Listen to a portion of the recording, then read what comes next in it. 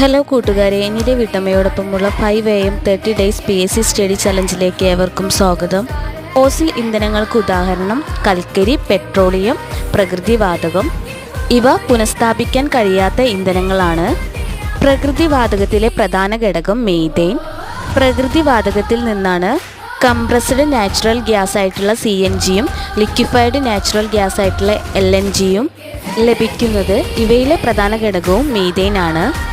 പെട്രോളിയത്തെ ആംശിക സേചനം നടത്തുമ്പോൾ ലഭിക്കുന്ന നിറമോ മണമോ ഇല്ലാത്ത വാതകം LPG. ഗാർഹിക ആവശ്യങ്ങൾക്കായിട്ട് ഉപയോഗിക്കുന്ന LPGയിലെ മുഖ്യ ഘടകം ബ്യൂട്ടൈൻ.